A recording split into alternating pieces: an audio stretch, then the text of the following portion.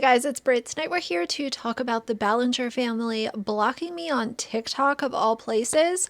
I had a few thoughts on that as well as a few of their recent TikToks. So if you're interested, please keep watching.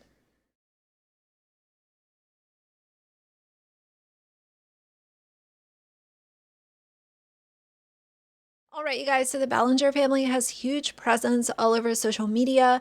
If you guys aren't familiar with them and you know of Colleen Ballinger, the her brother and his wife basically have a family vlogging channel. They've been on YouTube for many years. They use the hell out of their kids to get clicks and views.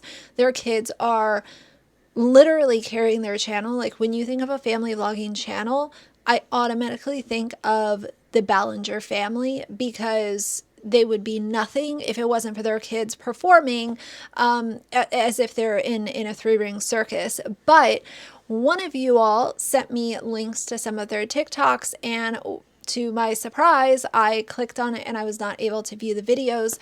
And here's the thing, I'm a commentary channel, so I do have an alternate account because if there's something that I want to watch to gather information so that I can deliver a video, I'm going to find it. You have a public social media presence, so I'm going to take a look at your videos. It's not doing a whole lot to block somebody, especially if you know they have a commentary channel where they share their opinions. There's going to be a way that I watch your videos so that I can, be informed when I deliver my video. But for them to block me on TikTok, let's just talk about my TikTok for a couple of minutes.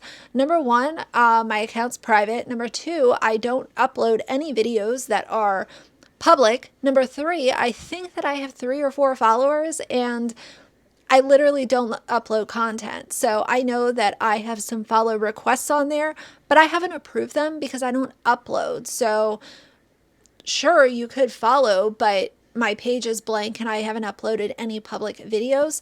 I scroll, I use it as entertainment, and I'll use the sounds once in a while. If it's something that, I find funny or cute, I'll use some of the sounds. But I think that's really funny because you're literally so afraid of a commentary channel. I really haven't even done a whole bunch of videos on the Ballinger family in the grand scheme of things. I've talked about Colleen more than I've talked about Chris and Jessica, and I think that they could be covered on a very consistent basis because they upload so much problematic content featuring their kids. So your fragile little ego is so afraid of me and my tiny little channel. Even though you all have millions of followers, what are you so worried about me for? Are you worried that my opinions are valid? Maybe they recognize that I'm not being harsh in my criticism, and I'm actually coming at this from a place of having watched a fair amount of their content and addressing the red flags for what they are. So go ahead and be afraid of me, but my channel is literally tiny and I don't even upload on TikTok. So what's the big deal here? Y'all are so, just these family vloggers have the most fragile egos that I've ever seen. A lot of other YouTubers do as well, but I just think that it's hilarious. Like you're going out of your way to find a profile that I don't even do anything with so that you can block it. But if you kind of rubbed your brain cells together, I'm sure that you could understand that commentary channels are going to be sent videos and they're going to be able to access stuff other ways. It's just the way the internet works. I don't understand this like, oh, she's so scary, let's block her on TikTok. I think it's quite pathetic.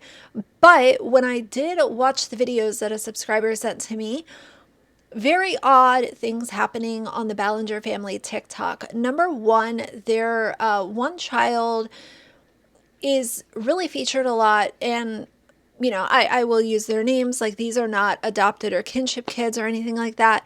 Parker, I think, is used in a really different way because he is one of the kids that people are really infatuated and obsessed with. And Chris and Jessica definitely put him out on center stage on a normal basis. And a lot of their content shows Parker, especially on TikTok.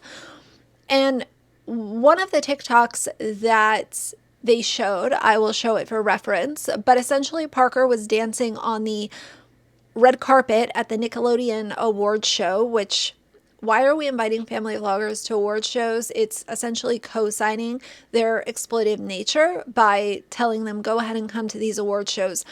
And I know that Colleen and Miranda Sings has been nominated and all of this kind of stuff. She's inappropriate too. So Nickelodeon, I understand that you're problematic all on your own, but why are we co-signing this kind of behavior from YouTubers? But he was dancing around on the red carpet, and a lot of the comments were calling him girly pop and questioning his, you know, basically like what he might be when he gets older, what he might do with his life when he gets older. And I just think that it's really creepy to speculate on young children that way. And this has been a long running problem for Chris and Jessica. People have made inappropriate comments about Parker since he was a toddler, and they continue to put him out online and allow people to say really inappropriate things about their child. So I don't want to hear anything about, oh, we protect our kids, but your content speaks for itself. I think it's a bullshit narrative. And the other TikToks that I was sent were Bailey and Chris dancing, basically doing this dance off using this sound that's really popular. And there's people in the comments of those TikToks speculating on whether or not they have an inappropriate father-daughter relationship, which is so just bizarre to me that people would feel comfortable leaving those comments. But again, we're online. People are keyboard warriors, and that's just the way that a lot of people operate. Hey guys, I also wanted to add in here that Miss Alicia Doherty herself left a comment of support on the video of Bailey dancing with her dad, Chris, that in my opinion was very awkward. But am I surprised that she co-signed? Absolutely not. I think years from now, a lot of these kids are going to have a lot to say about what went on behind the scenes. With so much content being produced and kind of parents encouraging these kids to, quote, make content of their own so that they can collect the money from it, I just feel like there are going to be a lot of children going no contact with their parents. There's going to be a lot of memoirs written and maybe even anonymous posts online. We've already seen some of that from kids of family vloggers. Chris and Jessica Ballinger are awful people. I think that they put on this really family-friendly kind of persona, and a lot of their fans eat it up every single day.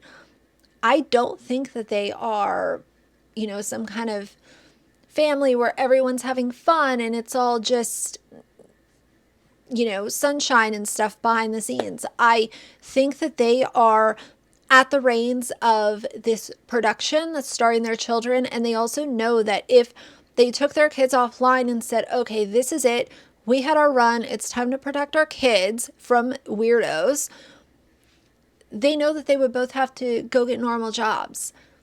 YouTube and TikTok and sponsorships and brand deals would be cut off if they stopped their charade that they're doing online with these kids.